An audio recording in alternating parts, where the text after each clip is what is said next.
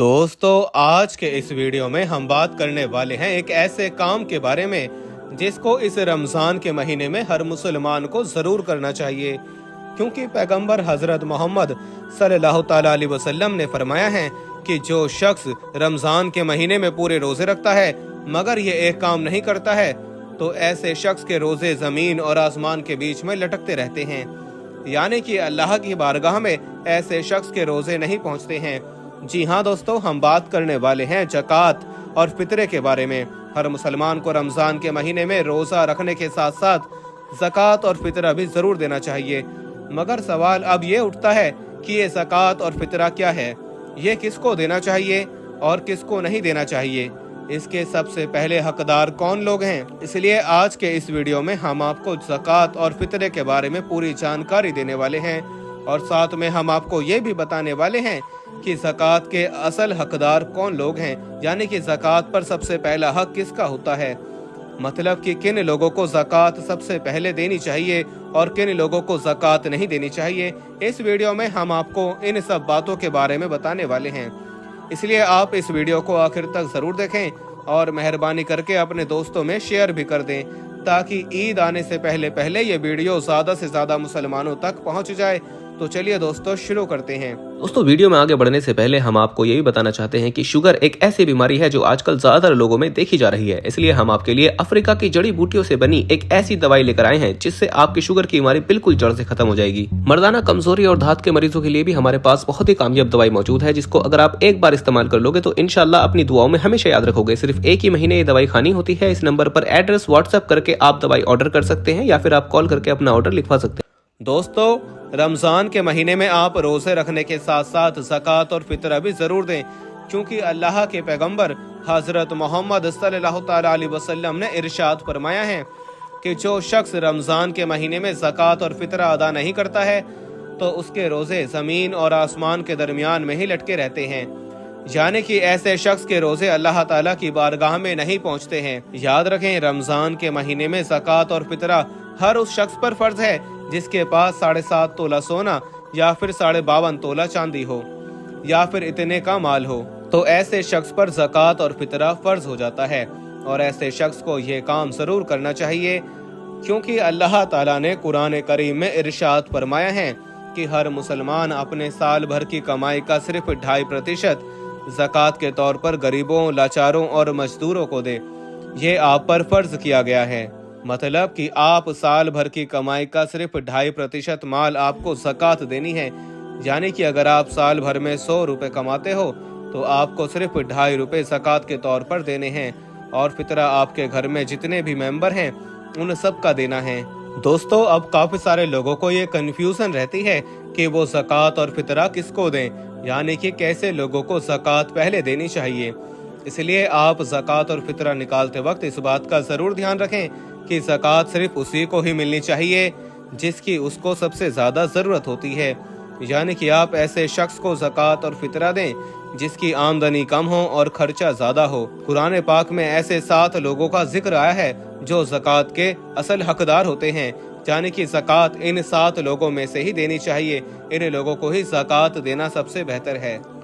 Number 1, फ़कीर। दोस्तों, ज़कात पर सबसे पहला हक होता है फ़कीर का। फ़कीर ऐसे शख्स को कहते हैं कि मान लीजिए किसी शख्स की आमदनी 1000 रुपये है और उसका खर्चा 2500 रुपये है, यानी कि ऐसा शख्स जिसकी आमदनी खर्च से आधी से भी कम हो, तो ऐसे शख्स की हमें 1500 रुपये तक की ज़कात देकर मदद कर देनी चाहिए, यानी कि ज़कात पर ऐसे शख्स का सबसे पहला हक होता है। नंबर 2, मिस्कीन यानी कि गरीब। दोस्तों, ज़कात पर दूसरा हक होता है मिस्कीन का। मिस्कीन ऐसे शख्स को कहते हैं जो फ़कीर से थोड़ा अमीर हो, यानी कि मस्कीन ऐसा शख्स होता है कि मान लीजिए अगर किसी शख्स की आमदनी 1000 रुपये है और उसका खर्च 1500 रुपये है, यानी कि ऐसा शख्स जिसकी आमदनी खर्च से आधी से ज़्यादा हो, तो ऐसा शख्स मिस्कीन कहलाता है और ऐसे शख्स की हमें 500 रुपये तक की ज़कात देकर मदद कर देनी चाहिए। नंबर 3, तारिके कल्ब। दोस्तों, ज़कात पर तीसरा हक होता है तारिके कल्ब का।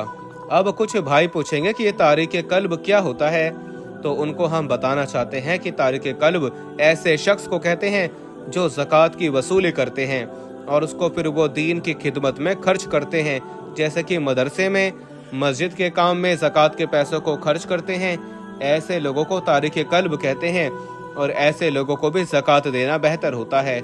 इसलिए आप ऐसे लोगों को भी ज़कात दे सकते हैं। नंबर 4, गुलाम आज़ाद कराने में।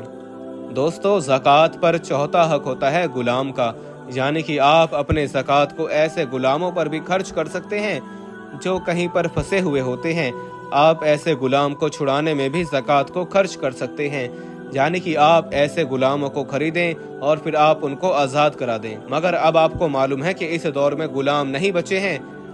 ऐसे में अब आप अपने ज़कात के पैसों से ऐसे कैदियों को रिहा करवा सकते हैं जो किसी झूठे केस में फंसे हुए हैं या जिनको काफ़ी अरसा हो गया है और वो जेल से बाहर आने के लिए तड़प रहे हैं, मगर वो अपनी माली मजबूरी की वजह से जेल से बाहर नहीं आ पा रहे हैं। ऐसे लोगों की ज़कात से मदद करना भी बेहतर होता है।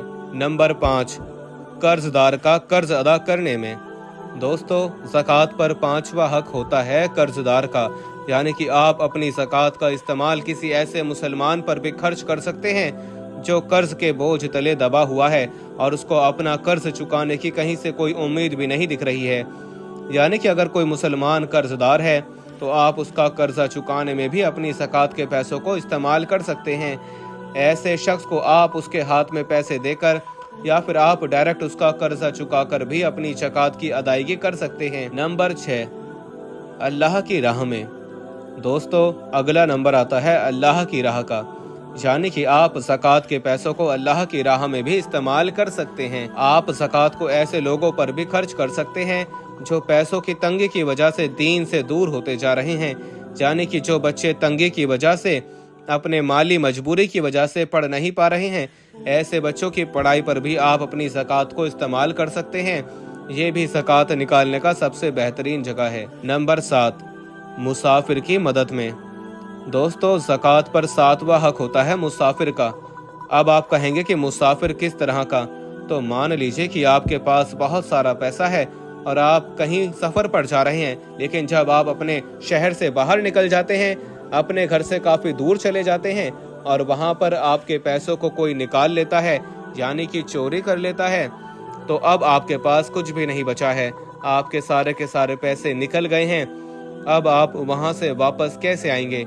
ऐसे मौके पर एक मुसलमान का फर्ज बनता है कि वो ऐसे शख्स की मदद करे और उसका वापस घर आने का बंदोबस्त कर दे, और ऐसे शख्स की आप ज़कात के पैसों से भी मदद कर सकते हैं। ज़कात निकालने की ये भी एक बेहतरीन जगह है। तो दोस्तों, शरीयत में ये 7 जगह तय की हैं।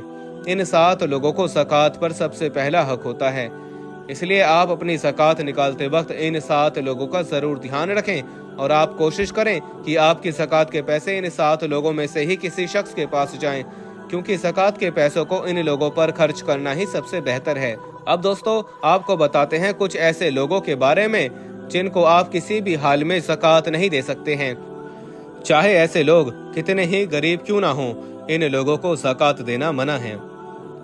याद रखें, आप अपने असल माँ बाप को, अपने दादा दादी को, नाना नानी को ज़कात नहीं दे सकते हैं। इसके अलावा आप अपनी औलाद को, जैसे कि आप अपने बेटे को या अपनी बेटी को, इसी तरह से आप अपने नवासा को या नवासी को, पोता को या पोती को भी ज़कात नहीं दे सकते हैं। इसके अलावा दोस्तों, एक मियाँ बीवी भी आपस में एक दूसरे को ज़कात के पैसे नहीं दे सकते हैं, और आप ऐसे बच्चों को भी ज़कात के पैसे नहीं दे सकते हैं जिनके माँ बाप मालदार हों, क्योंकि ऐसे बच्चे भी अपने माँ बाप की वजह से मालदार ही गिने जाते हैं। इसके अलावा आले रसूल यानी कि सैयद को भी आप ज़कात नहीं दे सकते हैं, चाहे वो शरई तौर पर गरीब ही क्यों ना हो। मगर हाँ, आप अपनी ज़कात को अपने भाई को, अपनी बहन को, अपने चचा को, फूफा, खाला, मामू, अपनी बहू को, अपने दामाद को, अपने सौतेले माँ बाप को, और शौहर की तरफ से सौतेली औलाद को, बीवी की तरफ से सौतेली औलाद को आप ज़कात के पैसे दे सकते हैं। इनकी आप अपनी ज़कात के पैसों से मदद कर सकते हैं अगर ये ज़कात के हकदार हों तो। दोस्तों, उम्मीद करता हूं कि आप ज़कात और फितरा के बारे में सही से जान गए होंगे और आपको मालूम चल गया होगा कि ज़कात और फितरे के पैसों पर सबसे पहला हक किसका होता है। इसलिए आप कोशिश करें कि आपकी ज़कात इनके पास ही जाए।